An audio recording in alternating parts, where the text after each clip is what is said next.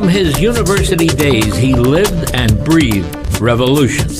He was passionate about his political beliefs and remarkably fortunate to survive efforts of the Batista dictatorship to silence him. Indeed, Castro narrowly escaped death when he led an unsuccessful assault on a military barracks in 1953.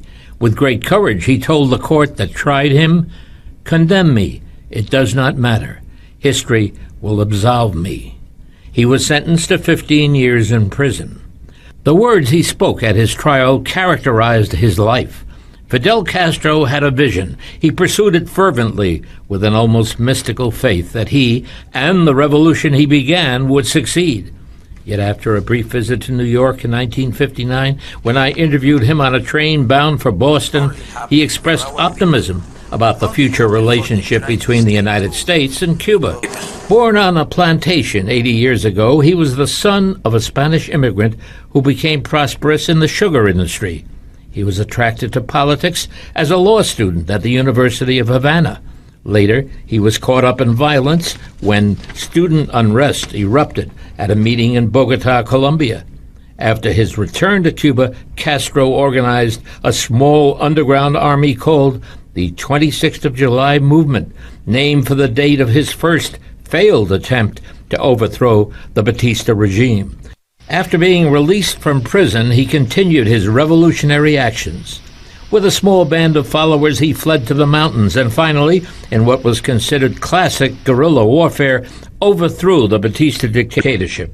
Leading his ragtag army, he entered Havana in triumph. His personality endeared him to the Cuban people, and ultimately Castro and his close friend Che Guevara became the idols of revolutionaries across the globe.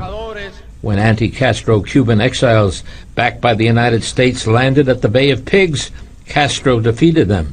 But then the leader of the Soviet Union, Nikita Khrushchev, with Castro's approval, placed nuclear missiles in Cuba, and American intelligence operatives found out about it. For a few desperate hours, the world hovered on the brink of nuclear war. Years later, Castro told American Defense Secretary Robert McNamara that he had recommended the missiles be used. McNamara said he asked Castro, "What would have happened to Cuba?" Castro replied, "It would have been destroyed."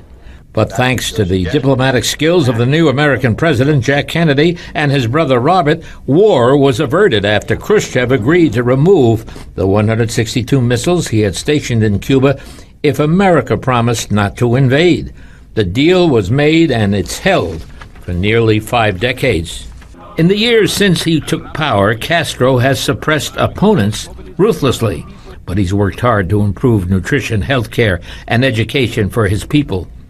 The United States imposed a blockade on Cuba, which has hurt the Cuban economy.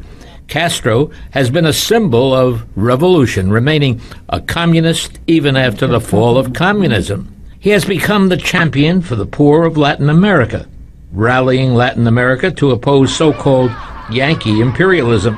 In his early years in power, Castro denied he was a communist. When I interviewed him on his short visit to New York, he denied it emphatically. Later, though, he embraced the Soviet Union and communism and even tried to export the Cuban Revolution to other Latin American countries. On his visit to America in 1959, as he moved around New York City at a whirlwind pace, police mobilized to guard him against possible harm. A showdown between police and a domestic violence suspect ended with an officer opening fire. The NYPD says it all started when they were called to this neighborhood for a report that a man was beating a woman on the street. They're approached by a female victim who tells them that her boyfriend, Shamel Jones, male 19 years old, assaulted her. Police Jones to this apartment building. Inside the kitchen of one apartment, they claim Jones pulled out this large knife with a 7-inch blade. The officers give verbal commands to drop the knife. He refuses to drop the knife. The lieutenant maces Mr. Jones, and Mr. Jones continues to advance on the officers. That's when one of the officers opened fire. Police say the single gunshot hit Jones in the lower back. The 19-year-old suspect is now in critical condition as police continue to investigate.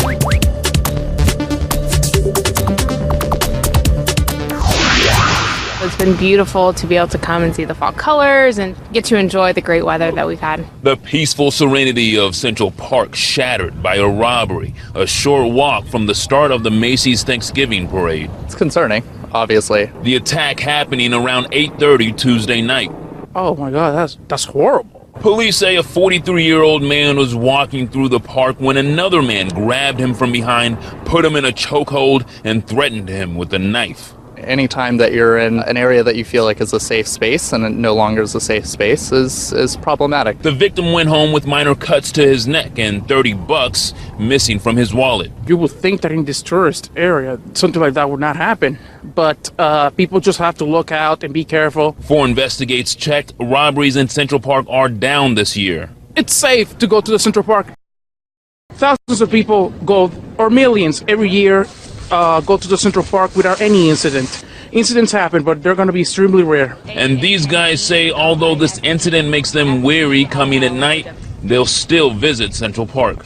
I don't think it's necessarily indicative of Central Park and the safety just here. I honestly think it could happen on any street in New York. I think that's just kind of one of the things of walking around by yourself at night. You do have to be aware of your surroundings wherever you are.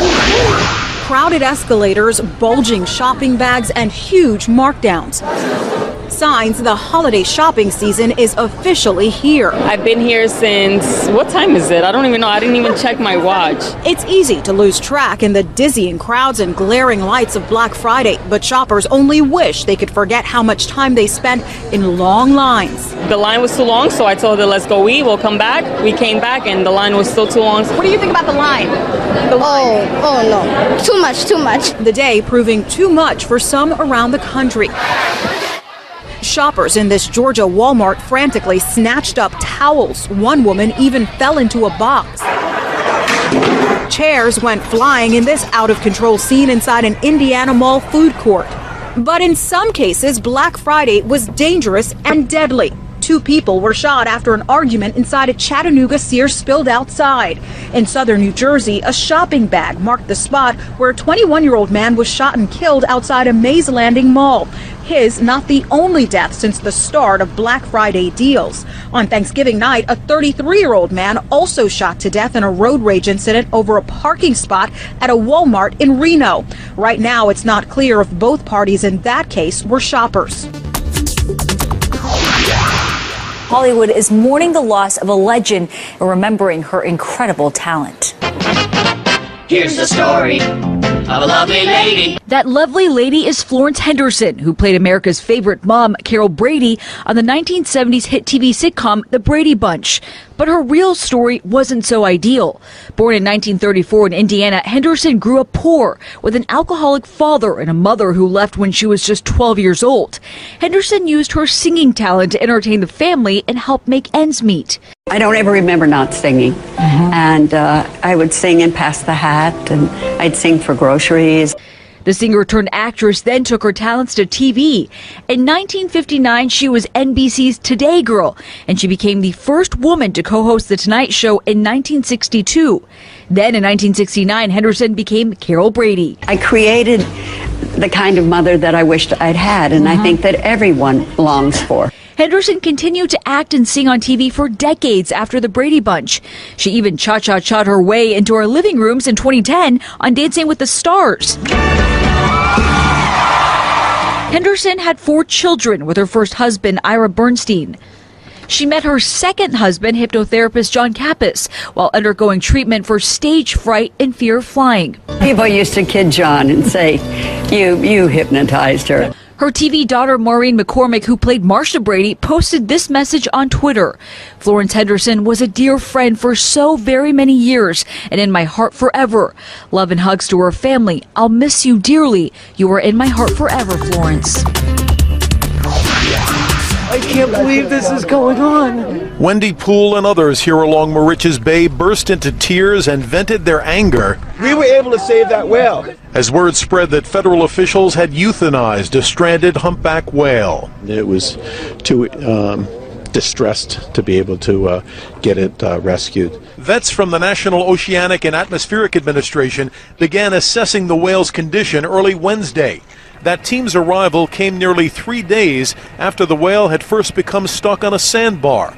For many here who kept vigil along the shore, that response was too little, too late. NOAA screwed this up.